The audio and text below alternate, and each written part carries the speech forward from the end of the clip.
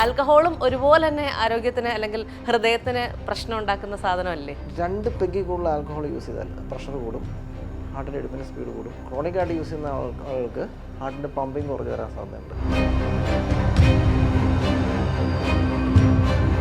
നന്നായിട്ട് എക്സസൈസ് ചെയ്യുന്ന ആൾക്കാർ ഹാർട്ട് അറ്റാക്ക് വന്ന് മരിക്കുന്നു എന്നുള്ളതാണ്.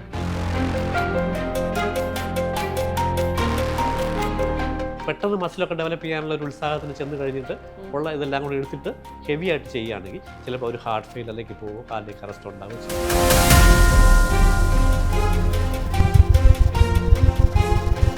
ഹാർട്ട് റിലേറ്റഡ് ആയിട്ടുള്ള പ്രശ്നങ്ങൾ വരാനുള്ള പ്രധാന കാരണങ്ങൾ എന്തൊക്കെയായിരിക്കും? ഡയബറ്റീസ്, ഹൈപ്പർ ടെൻഷൻ, പുകവലി, ഫിസിക്കൽ ഇനാക്ടിവിറ്റി, പിന്നെ കൊളസ്ട്രോൾ. ലേസർ ടെക്നോളജി എന്ന് പറയുന്ന ഒരു പുതിയ ടെക്നോളജി വന്നിട്ടുണ്ട് എന്നുള്ളത്, ഇത് സത്യത്തിൽ ഈ സർജറിക്ക് പകരമുള്ള ഒരു മോഡാണോ? നിറച്ച് ക്ലോട്ടാണ്. ഹിയർ ലേസർ അടിച്ചു കഴിഞ്ഞാൽ നമുക്ക് സ്റ്റെൻഡിങ്ങിൻ്റെ ആവശ്യം വരുന്നില്ല, നോർമൽ ഫ്ലോ ആയി കഴിഞ്ഞാൽ. So these are some selected situations where laser is very effective.